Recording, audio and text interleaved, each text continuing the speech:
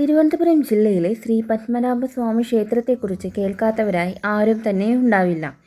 വളരെയേറെ നിഗൂഢതകൾ നിറഞ്ഞ അറകളുള്ളതിനാലാണ് ഈ ക്ഷേത്രം പ്രശസ്തമായത്.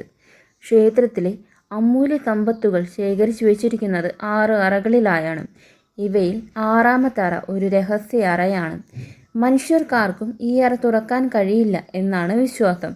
ശ്രീ പത്മനാഭൻ്റെ സ്വന്തം അറയായാണ് 6ാമത്തെ അറയെ കണക്കാക്കുന്നത്. അതിനാലാണ് ഈ അറ മനുഷ്യൻ തുറക്കാൻ പാടില്ലെന്ന് പറയുന്നത്.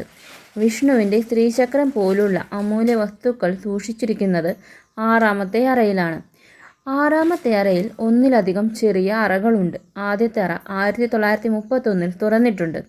എന്നാൽ ഇവിടെ തന്നെ മറ്റൊരു അറയുണ്ട്. ആ അറയിലാണ് ദൈവചൈതന്യം നിലനിൽക്കുന്നതെന്ന് പറയപ്പെടുന്നു. അതുകൊണ്ട് തന്നെ ഈ അറ തുറക്കപ്പെടുന്നത് സംബന്ധിച്ച വാദം തുടരുകയാണ്.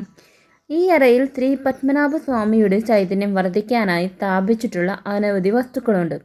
കൂടാതെ വേദന്മാർ, ഋഷിമാർ, കാനിരോത്ത് യക്ഷിയമ്മ എന്നിവർ അദൃശ്യരായി സ്വാമിയെ സേവിച്ച് ഈ അറയ്ക്കുള്ളിൽ വസിക്കുന്നുണ്ട്. 2011 ഓഗസ്റ്റിൽ അഷ്ടമംഗല ദേവപ്രശ്നം നടത്തിയപ്പോൾ 6ാമത്തെ അറ തുറന്നാൽ ദേവകോപമുണ്ടാകുമെന്ന് തെളിഞ്ഞിരുന്നു. 1908 6ാമത്തെ അറ തുറക്കാൻ ശ്രമിക്കുകയും എന്നാൽ അറയിൽ നിറയെ സർപ്പങ്ങളെ കണ്ട് ആളുകൾ ഭയന്നോടിയതായും എമിലി ഗ്രേറ്റ് എന്ന വിദേശ സഞ്ചാരി തൻ്റെ പുസ്തകത്തിൽ രേഖപ്പെടുത്തിയിട്ടുണ്ട്. തിരുവിതാംകൂർ രാജവംശത്തിൻ്റെ കുലദൈവമാണ് ശ്രീ പത്മനാഭസ്വാമി.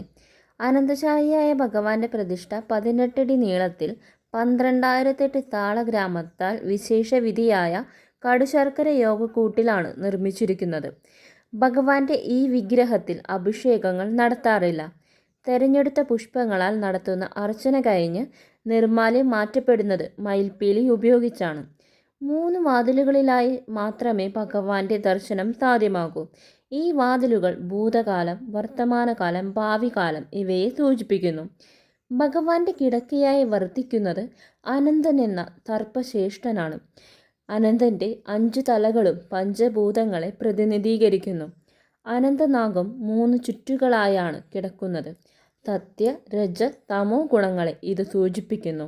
സർപ്പശ്രേഷ്ഠനു മുകളിൽ കിടക്കുന്ന വിഷ്ണു ഭഗവാന്റെ ഇടതുകൈ തൊടുന്നത് ഒരു ശിവലിംഗത്തിലാണ്.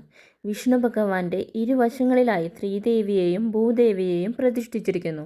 വിഷ്ണുവിൻ്റെ പൊക്കിൾക്കുടിയിൽ താമരയിൽ ശ്രീ ബ്രഹ്മാവിനെയും കാണാം.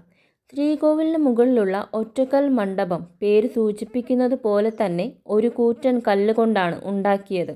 20 അടി നീളവും 2 അടി വീതിയും വരും ഈ മണ്ഡപത്തിന്. ഇതാണ് ഈ ക്ഷേത്രത്തിലെ പ്രധാനപ്പെട്ട ആകർഷണങ്ങളിലൊന്ന്. ഈ ക്ഷേത്രത്തിലെ കിഴക്കേ ഗോപുരത്തിനും പ്രത്യേകതകളുണ്ട്. തഞ്ചാവൂർ ശൈലിയിലാണ് ഈ ഗോപുരങ്ങൾ നിർമ്മിച്ചിരിക്കുന്നത്. 100 അടി ഉയരത്തിൽ കൃഷ്ണശില ഉപയോഗിച്ചാണ് ഈ ഗോപുരം നിർമ്മിച്ചിട്ടുള്ളത്. 7 തട്ടുകളും 7 താഴികക്കുടങ്ങളും 7 കിളിവാതിലുകളും കിഴക്കേ ഗോപുരത്തിനുണ്ട്. മറ്റു ഗോപുരങ്ങൾ സാധാരണ കാണാറുള്ള കേരളീയ ശൈലിയിൽ 2 നിലകളോടുകൂടി നിർമ്മിച്ചിരിക്കുന്നു.